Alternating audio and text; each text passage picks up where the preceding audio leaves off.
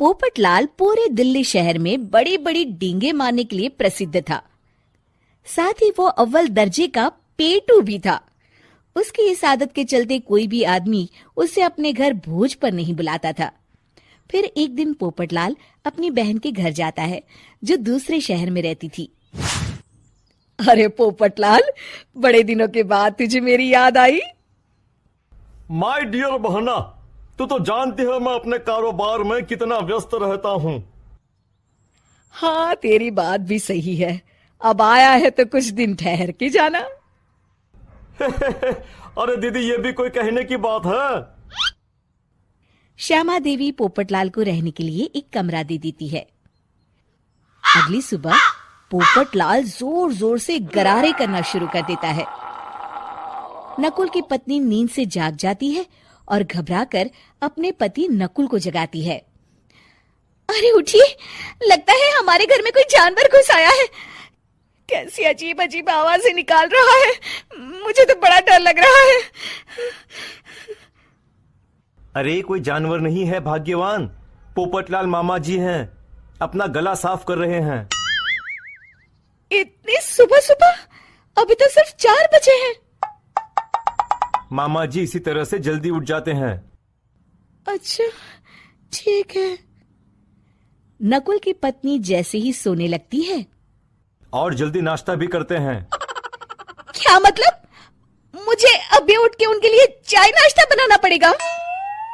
हाँ। अरे मर गई रे, अब मेरा क्या होगा?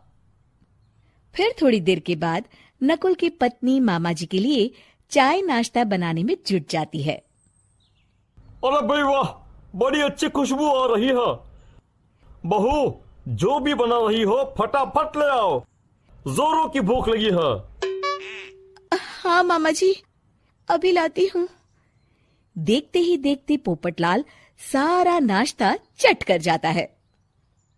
बहू, कल से पराठे में देसी घी ज्यादा डालना, आज कुछ मजा नहीं आया।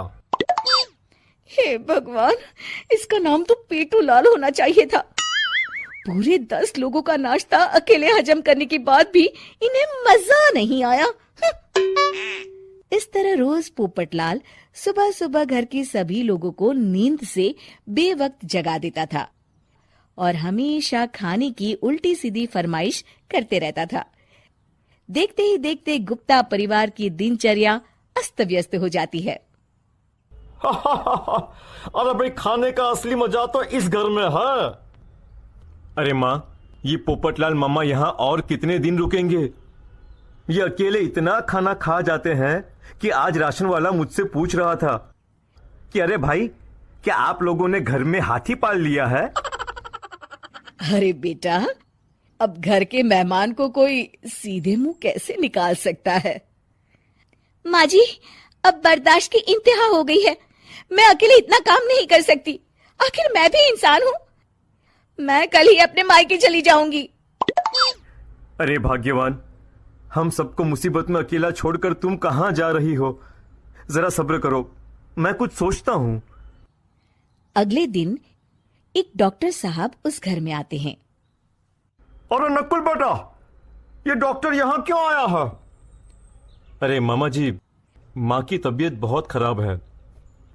तबीयत तो खराब होगी ही, तुम लोग उल्टा सीधा खाना जो खाते रहते हो। देखो नकुल, मैं तुम्हारा फैमिली डॉक्टर हूं, इसलिए आज से मैं जो कहूंगा तुम सबको वही खाना रोज खाना पड़ेगा। आजकल कितनी बीमारियां फैल रही हैं, पता भी है तुम्हें? आज से तुम सब सिर्फ सलाद और करेले का जूस पियोगे, समझे? डॉक्टर अंकल, आप ठीक कहते हैं। पोपटलाल घबरा के, अरे क्या खाक ठीक है भांजे? ये डॉक्टर सीधे सीधे हमें घास फूस खाने के लिए कह रहा है। अरे मैं कहता हूँ भगा इस डॉक्टर के बच्चे को यहाँ से। अरे मामा जी, डॉक्टर साहब ठीक ही तो कह रहे हैं। इसी बहाने आपका इतना बड़ा पेट जो बाहर निकला हुआ है वो अंदर हो जाएगा।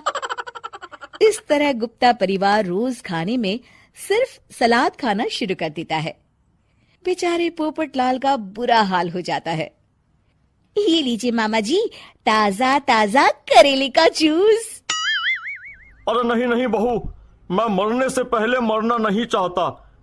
मुझे तुम लोग माफ करो। यह भेड़ बकरी वाली जिंदगी तुम लोगों को मुबारक हो। मैं तो चला यहां से। पोपटलाल अगले दिन ही घर छोड़कर चला जाता है। क्यों बेटा नकुल, मेरी अदाकारी कैसी थी? मजा आ गया डॉक्टर। आपने तो बॉलीवुड के कलाकारों को भी मात कर दिया। आपको तो ऑस्कर मिलना चाहिए।